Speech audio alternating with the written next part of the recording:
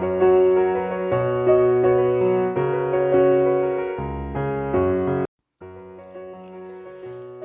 the ridge lines of East Tennessee to the wide open savannas of Kenya, today's guest has found a way to live between two kinds of wild. Each year he travels to Africa, trading Appalachian peaks for acacia trees, witnessing the raw rhythm of life where lions stalk, zebras run, and cheetahs test the very edge of speed and survival.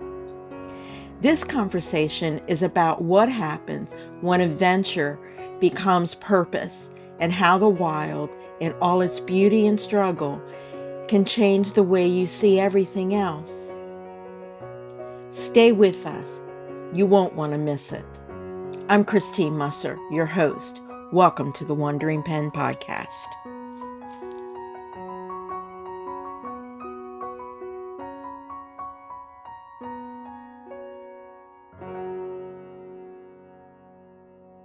Welcome to episode 35. Today's episode took place on Monday, October 6, 2025.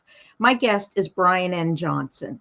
Brian is a retired U.S. Army officer and dedicated conservation advocate whose journey has taken him from military service to raising awareness for one of the world's most iconic and threatened species, the elephant.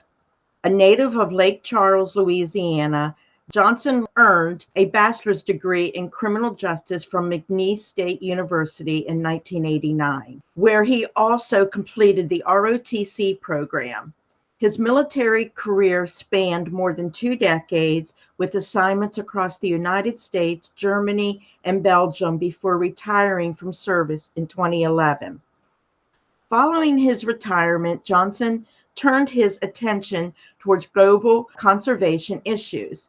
His work has brought him to Kenya, where he connected with Save the Elephants, a leading elephant conservation organization inspired by their research and on-the-ground efforts to protect elephants from poaching and habitat loss. Johnson became an active advocate, raising awareness through public speaking, outreach, and symbolic challenges such as climbing Mt Kilimanjaro to draw attention to the crisis facing the elephants. Today, Brian continues to serve as a passionate voice for wildlife protection. His mission is rooted in the belief that conservation is both a global responsibility and a legacy worth safeguarding for future generations. Brian has also started Alpine and Savanna Adventures, LLC, an adventure travel company specializing in East African safaris and trekking expeditions in the Himalayas. Welcome, Brian, to the Wandering Pen Podcast. I'm excited to hear about your adventures and how you capture such stunning photographs of wildlife during your travels. Thanks, Christine. Thank you for having me. All righty, so let's get started here. So you've built a life around adventure and conservation. Can you take us back to what first drew you towards Africa and this new path after your military career? Yes, ma'am. It started a long time ago, and I'm not going to use her name, but there was a lady who was in the hometown that I grew up in, was a passionate conservationist. In the 1970s, I got a chance to meet her. She lives out in California now, but she really sparked an interest in wildlife conservation, wildlife advocacy in Africa. It really started a long time ago. And at one time, I wanted to be a veterinarian. That's what I wanted to do. That was my dream. It didn't work out. Enjoyed my career in the military, but that was the genesis. I love Mutual of Omaha. It was a wild kingdom. Sunday afternoon wildlife documentaries on TV. It started a long time ago, to answer your question, and there was numerous factors that played into that. So what was it about your early experiences in Kenya that left a lasting mark? One, when my wife and I first went on our first safari in Kenya, it was a realization of a lifetime dream to actually see outside of a zoo or outside of a nature park to see the iconic animals such as the lion, the leopard, the cheetah, the elephant in their natural surroundings. It was awe-inspiring to me. That was the initial reaction. I can't believe I'm actually seeing this in the wild. This is the real deal. Yeah. Yeah, it's quite amazing just looking It at your is. photographs and your videos and things. So, do you remember the first moment when you realized this wasn't just travel, it was something you wanted to dedicate your life to? The first trip. More so when my wife and I were flying out of Jomo Kenyatta Airport in Nairobi, heading back to Saudi Arabia where I lived. There was going to be a lot more of this for me. I knew it. I wanted to do it. This passion for wildlife had lain latent for so long. I've actually been over there to do it, and I just wanted to do what I could after that. So it was a first trip, particularly the flight out of Nairobi. Couldn't wait to get back, and I needed to do my small part, to help. Well, we're going to move now to the birth of the Alpine and Savanna Adventures. Let's talk about that and how you got the idea to start the company. Sure. There's a lot of origin stories as to why I did it. But I do in particular remember one night along the Owasso Nyero River in northern Kenya. My wife and I had been out all day on game drives, and we were sitting there having drinks, listening to hyenas across the river. And we were talking about, I think she said to me, I would love my friends to see the things that we've seen. But there was also other things like trekking in the Himalayas when we do an Everest base camp trekking, and the numerous safaris. I can't even count the times I've been on them, or volunteering in Africa. That's the genesis. I wanted people to see the things that I've been able to see in my life, and I wanted to do that. So that's kind of the origin story. Very cool. You take people on both African safaris, and you've also done the Himalaya treks. That's quite a range. What connects those two experiences in your mind? The natural world. I have been very fortunate in that I've been able to experience things that very few people get to do.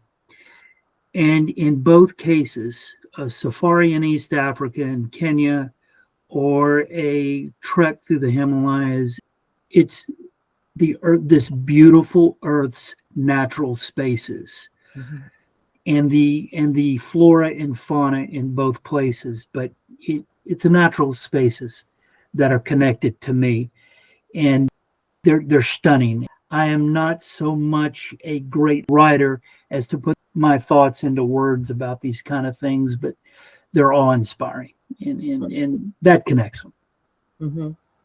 Yeah. What makes your safaris unique for travelers, and what do you hope they gain beyond just seeing wildlife? Well, I want to be clear. I am in the middle of it. It's a legal registered entity right now. I am beginning to work on website content and things like that. The safaris that I've led so far, it's been about 3 of them since 2019. They've been with friends, and so I put them together. I bring friends. As a matter of fact, I just got back from one 3 weeks ago. One, I wanted to do it with my friends, but number two, it's a good beta test. I'm testing agendas. And so hopefully my goal is to start running safaris in 2026. Okay. I wanted to caveat that and make sure your readers understood that. What's unique about them? Kenya. I think that the itineraries we worked out give the client a great taste of an African safari. The rolling plains of the Masai Mara down in southern Kenya, which is classic. What you see in most documentaries, they're shot in the Masai Mara. But my favorite place is the arid, wild northern region in Samburu, Kenya. That's very unique because there's very unique species up in Samburu. So the client, we want to provide different ecosystems. You can see the range of ecosystems within Kenya. And I think it's a good overview of Kenyan safaris. You see a lot of neat things, a lot of neat, very specific species to those ecosystems. Okay, I want to ask you, just name a couple of those species and which ones intrigue you or just kind of like mesmerize you the most. I mean, when you see those species in the wild, I've seen your photos, which we're going to talk about your photography here too, which I'm really hoping you eventually share that with the public. I'm not quite sure if you have it out there right now, but anyway, I want you just seeing that, because the one is that one cat that you got that I remember seeing that photograph. Serval cat? Yes. Yeah. So, yeah. As many times as I've been on safari, 4 or 5 weeks ago when I was in the Mara, it was my first sighting of a serval cat in the wild. I was kind of stoked about that. It's a beautiful little cat, and so it was very exciting to me. mm-hmm. But you asked about specific animals that are specific, like in Samburu, the Gerenuk. It's a beautiful giraffe-necked antelope. It's particular to that semi-arid region up in the north, and it's a very unusual creature, extremely long neck, and in the Somali language, it means a giraffe neck. Oh. Looks like a little alien. And it's one of the most beautiful animals. I really enjoy seeing them. So that's very particular up in Samburu. The oryx, beautiful animal, reticulated giraffe. It's very specific animals. So down in the Mara, my two favorites that I just love to see, of course, the elephants, but I'm a cheetah guy. I absolutely love the cheetah. I've been fortunate to do a couple of rotations on volunteering for cheetah conservation in the Horn of Africa, but they're all beautiful. I mean, it's, when people go on safari, they want to see the big cats. I got it. I understand that. The lions are incredible. The leopards, are incredible, but there are so many beautiful. The birding in Kenya is just incredible. If you're a birder, the kingfishers, the lilac-breasted roller, just stunning little birds, and the raptors. So it's neat to see the big cats. Always enjoy seeing the big cats. With the little things out there, like the bat-eared fox, the much maligned hyena. The banded mongoose. I mean, there's just so much out there to see. Oh, very neat. What, like the birds just, that are out there that are unique? Yeah. The raptors, I find the African fish eagle, the secretary bird, the bustards, the goshawks are fairly easy to photograph. They perch high in the savanna up in a tree. You got a zoom lens, get them. The smaller ones are a little bit difficult, but then again, I have not mastered it. Again, so many shots, a handful come out where I'm willing to post them. But the birding is incredible. Yeah. In very unique species. Like my favorite bird is the hammerkop. It's the hammerhead bird. And I'm intrigued by the bird, and I photographed a few of them in Zambia and Kenya because there's so many legends around this little bird. And I find it an incredibly beautiful and a very intriguing bird to me. A lot of tribes in Kenya think it's a good omen. Some think it's a bad omen. It's just an interesting bird. I see. It's the handful of pictures that do come out right. Okay, I'll put them out there.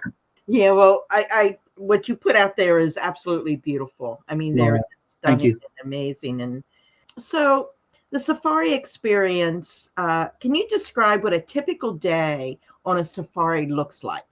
Sure. Generally, and most lodges do this. It's been my experience in South Africa, Namibia, Zambia, and numerous times on safari in Kenya. You generally get up about 6 in the morning, have a cup of coffee. You get in the trucks by 6:30, 6:45, and you begin your morning game drive. Hmm. And that's all. A game safari is derived from the Arabic word safar, means travel. And you go out and you ride around looking for animals. And you do it so early and so late in the day because that's when most of the animals begin to move. Your predators begin moving. So you drive around in these open topped vehicles, and the guides put you on to what you want to see or what you'd like to see. And you do that, and most of the time about 8:30 you'll stop and have breakfast in the bush. They'll put out a table, put out breakfast, you eat. You finish that, then you continue on with your game drive through about 11 o'clock in the morning. By that time, it's getting a little hot. Most animals are going to ground. Lions are laid up. You go back to the lodge, you hang out there, you have lunch, you do what you want to do. There's no TVs in these lodges, at least the ones I've been in. Most have Wi-Fi, so you can go edit your photographs. If you're a writer, go journal. You do that until about 4 o'clock ish, and then about 4:30, you get back in the trucks. You head back out to the bush. You do the same thing. You're driving around looking for animals to photograph, and you have a sundowner. That's kind of an old tradition on safari. As the sun begins to set over the savannah, put chairs out, have gin and tonics or a beer or whatever your drink of choice is, and watch sun go down. And then once that's done, you drive back to the lodge. You have dinner, mingle with other guests, and then go to bed and do the same thing the next day. Your safaris that you've gone on, or that you're thinking about doing, for your business, how long are they? How many days? It's tailorable. To answer Oh, your question, it's tailorable. okay. For example, the last one I put together just a couple of weeks ago, we spent 4 nights in the Masai Mara in southern Kenya, and then flew from there to Samburu, where we spent 3 nights up in Samburu. I've done them previously. I've done safaris where we spent 3 nights in the Mara, 3 nights in Meru National Park, and 3 nights in Samburu.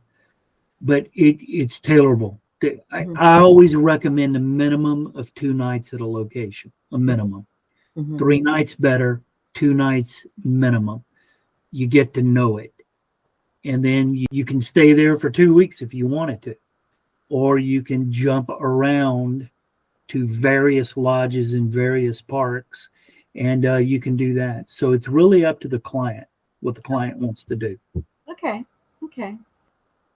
How do you balance the adventure of travel with respect for the animals and the ecosystems you're exploring? So you're out there, and I also would like you to share a bit about when you are doing that photography, you don't necessarily put yourself in danger. Right. So that's the other thing with that. So to be clear, my piece in this is to put it together, the lodge, the park, and then there are ground operators who actually execute the safari. In other words, Brian is not in the front of the truck guiding. That's not how it works.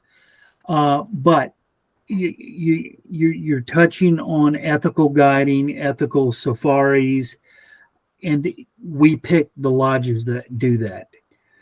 That's what they do. They don't crowd the animal. The guides are constrained and limited by many rules and regulations that the Kenyan Wildlife Service establishes what a guide can do, can't do, not going off roads, not being in the park after hours, that kind of thing. And the guide not crowding the animal, giving the animal distance, photographing from a distance, trying to mitigate anything that messes or disturbs that animal's life. View them from afar. Mm-hmm. One, it's the right thing to do, and two, it's safe. These guys know how to read an elephant. When an elephant is it going to mock charge you, or is he serious? These guys are well trained, and they know when to give the animal more space. Don't crowd them. Stay away from them, and just don't put yourself in that position. Mm-hmm. You know, it's safe out there. You know, a lot of people ask me about that. Yeah. But it is the bush. You know, there are things out there that can hurt you. These guides do a really good job of putting that buffer between you and the animal. Mm-hmm. You know, they know how to read them. I think I've answered your question. Yeah, you did. I know that you took a couple people with you this last time when you were there, and what were they most surprised by about Kenya and the wildlife? One of the ladies on the last tour, she's an experienced African hand. She's been 24, 25 times, but she's predominantly has always safaried down in Southern Africa. It was her second trip to Kenya. I don't think the animals are surprising. I think it's the dawning realization that I'm in the middle of the African savanna. I'm in the Mara. This is real. I'm watching 5 big, healthy male lions walking in front of me. And I think that realization that I'm in the middle of this, that's the most surprising thing to them. There's a lot of preconceptions about Africa that I think get dispelled when the first time people go there. It's a lot of things that I think are preconceived kind of gets dispelled. Mm-hmm. And it's the awesome knowledge that I'm sitting in the middle of this. This is not a zoo. This is not a game park. This is the real deal. Mm-hmm. You know, at 2:33 in the morning when I'm in my tent, there could have been lions who came through the camp, or a leopard, or, you know, it's that realization, you know, I think that really excites people. Mm-hmm. I hope it is. Yeah, to me, it would be really exciting and fearful at the same time. Yeah. But, that. So we're going to move on to your photography and the storytelling of your photographs. So you're a photographer, and how does photography fit into your work, into your safaris and the conservation advocacy? They tell the story. It sounds cliche and trite what I just said, but it tells a story. Mm-hmm. It tells a story. For example, I had posted a picture of a beautiful Jiran that I photographed in Samburu. Sadly, a cheetah had just taken down one of his a smaller Gerenuk, and he was watching the cheetah do it. But what I enjoy posting the picture, I got several questions from people. I have never seen this bizarre looking little creature. Mm-hmm. You know, what is it? And there was an opportunity right there to talk about this animal that is very confined to a region that just a lot of people have not seen before. Right. And that was an opportunity to talk about this beautiful little animal. The same thing with birds. You know, we've discussed previously, people are enamored with them, you know, because they are so, lack of a better term, exotic. The hammerkop, the secretary bird. Mm-hmm. This secretary bird looks wild. Well, it kind of sort of is. You know, it kills snakes. It walks around with these long legs and kills snakes. It lets the photographer tell a story about an animal. Mm-hmm. You Yeah. know, You do exactly that in the photographs. And that photo of the lion taking that species down, I it's really I thought that was very intriguing and interesting. And I mean, it's the real world. That's what it was. It was the story of the real world. it's a good point. That photograph, I took that photograph in 2019. It was right outside of Governor's Camp in the Masai Mara, and this solitary wildebeest, which is unusual, walking alone through the tall grass early one morning. We happened to be there when 3 or 4 lionesses took this down. And, I hear a lot of people say they want to see a kill, they want to see a kill. It's necessary. It's a necessary thing out there, but it's pretty gruesome, particularly to hear. And but that is the way it is. And everybody watched it for about 2 minutes, and then they were ready to move on. It is incredibly beautiful out there, but it is incredibly cruel.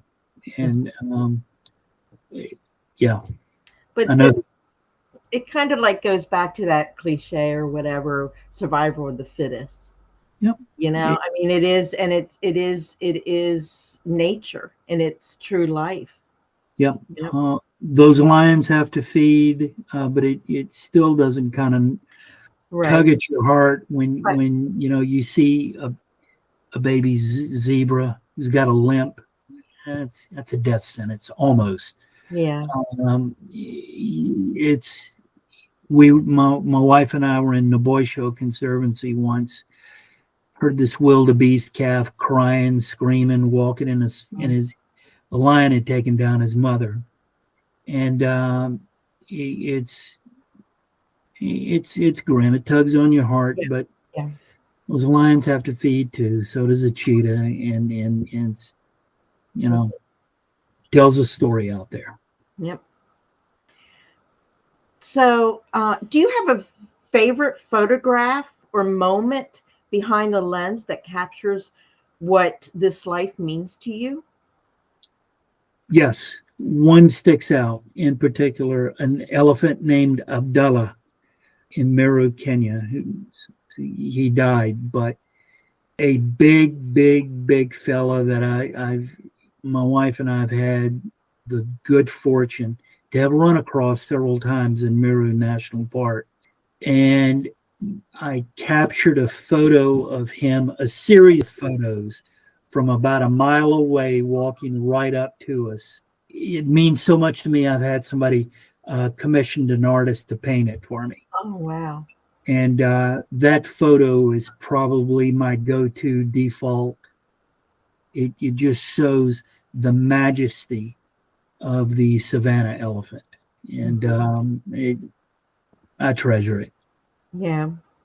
Very neat. You've supported Save the Elephants and seen their conservation efforts up close. What stands out to you about their work?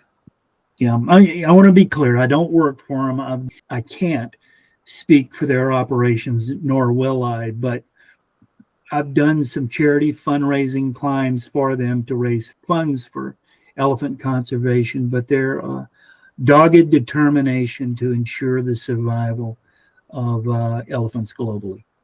Some innovative things that they do, the collar tracking of elephants, the behavioral studies that they're constantly writing about, peer-reviewed journals, census counts, which are incredibly important, and lending their expertise to other countries across the continent to help them conserve their elephant populations. And their marketing, their global information campaigns that they've invited some very prominent Chinese celebrities, invited them to Samburu to show them the elephants, how they live and all that. And it's made a difference in countries that have that are the leading ivory markets. I was very impressed with the spectrum of what they do there.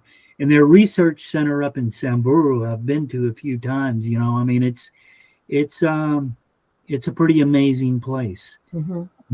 They do some incredible things. So, that inspired me to do a couple of fundraising things. Like I said, I'm a amateur conservationist. That's what I am. I'm amateur hour, but I do believe in doing my little tiny part, what I can do to help those professionals on the front line doing this every day. I'm an amateur, but I want to do little things to help. Yeah. And I do want to say in 2015, I did chat with you and Kris and Dave Gilbert about your climb to Kilimanjaro, which was actually my very first podcast. Right. Cool. 2015. So I'm somewhat familiar with you with Save the Elephants and as all of you did it as that volunteer. Yeah, that was a lot of fun. I've got my knees bandaged up right now. I do a lot of hiking here in Tennessee, and I kind of re-injured it on a hike in Kenya just a couple of weeks ago. So I'm kind of iced the knees down. I think that high altitude stuff, I'm done with it. Yeah. The listeners can listen to again because that was quite an amazing trip up. It was fun. The different weather systems on the way up. Ecosystem. Yeah. What do you believe is the biggest misconception people have about elephants or conservation in Africa today? Well, that's tough to answer. Sometimes people are irresponsible that go on these safaris or do, different things that, they have a raging elephant running towards them. There's been news reports of people being hurt or killed on these things. I mean, that's not something that happens often, I would think, or, I think when it hits the news media, it just becomes sensationalized, and this is what people tend to see. And that's one thing why I wanted to make clear that what you do when you go on safaris, you don't go out there and put yourself at risk for these. No, you're correct. To answer your question, no, it doesn't happen often. And again, I go back to the ethics of the guides and doing a safari with an ethical operator who is not going to put the client in that position. That you hit a good point. Almost everybody asks, is it safe?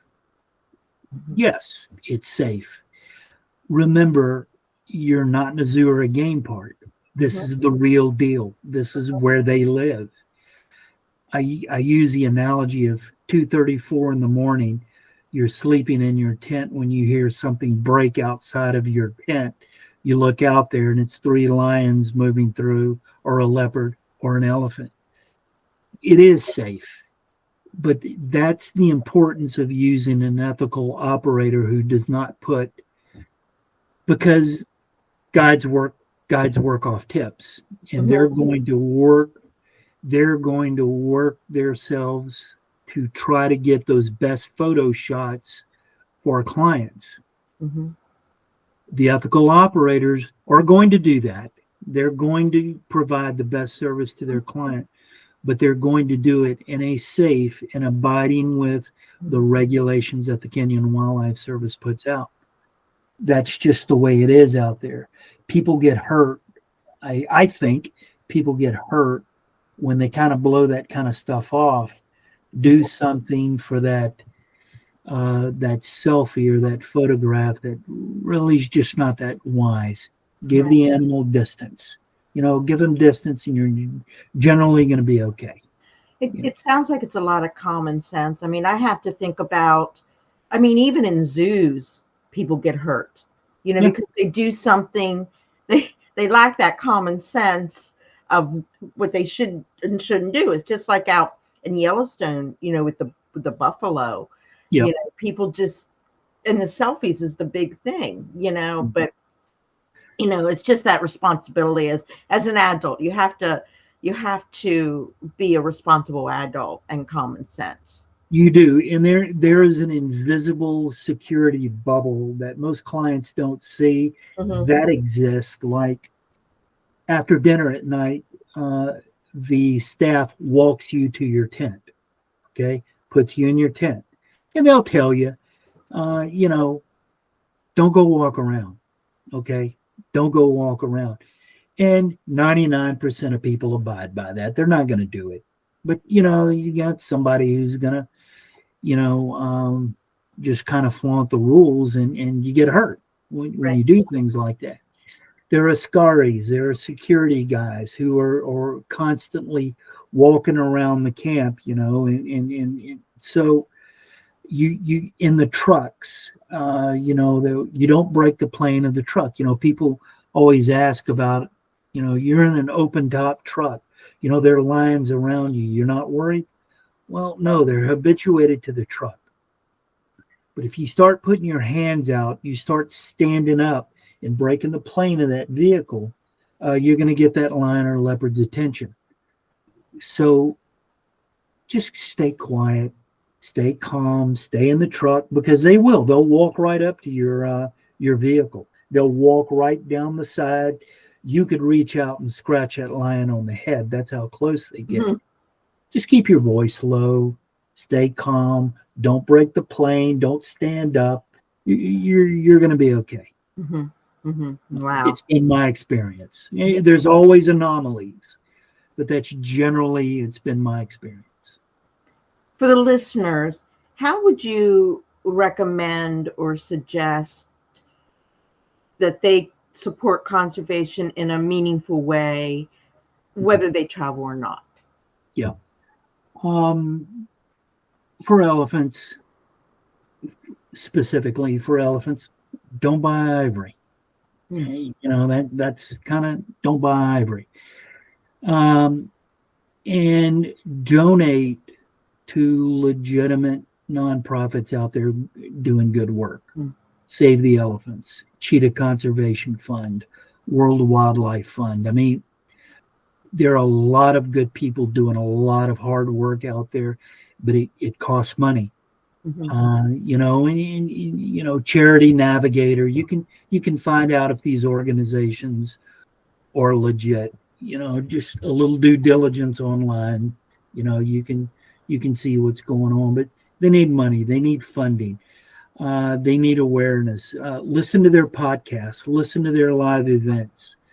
But it's not only Africa. It's right here in our own backyards in the United States. I mean, we have incredible wildlife here, and there's so many species that needs so much help. Mhm.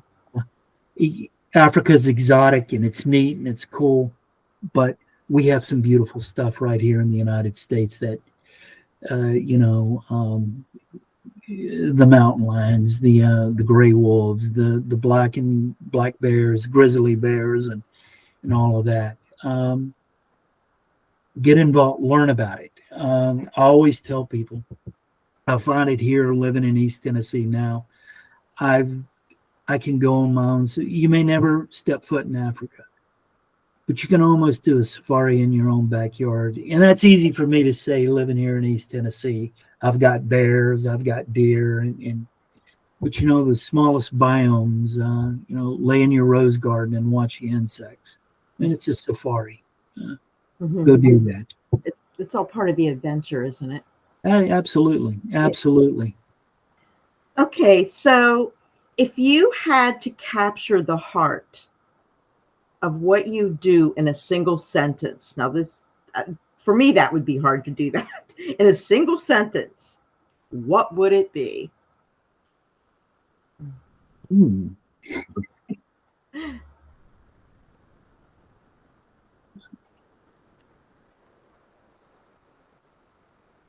Have fun and spread the word.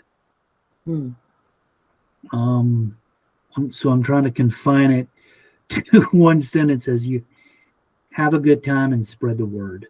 Mhm. I want people to see, I really want people to see the things that I've been able to see.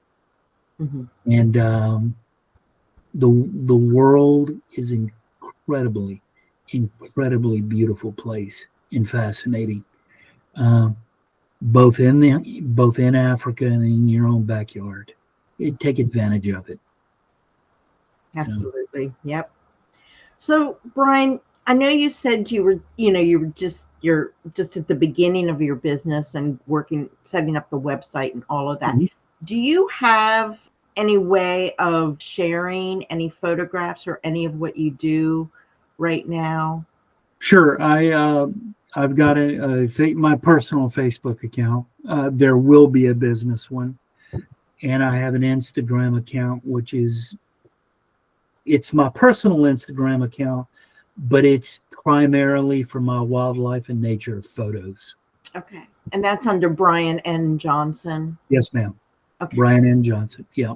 Okay.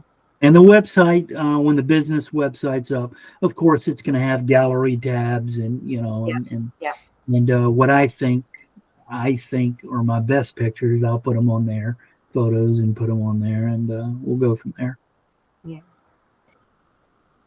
Brian reminds us that conservation begins with connection, with seeing the world through a wider lens. His photography and safari work in Kenya show the beauty and fragility of the wild places we still have. Thank you, Brian, for being on the Wandering Pen and all of your information that you shared. And I'm looking to have you back once you get your business up and going, and, so we can share that. And to the listeners, thank you for taking the time to be here and to listen to Brian's experiences in the wild. And if today's episode inspired you, share it with someone who loves a good story or just loves adventure. I'm Christine Musser, and this is the Wandering Pen podcast, where every story leads somewhere new.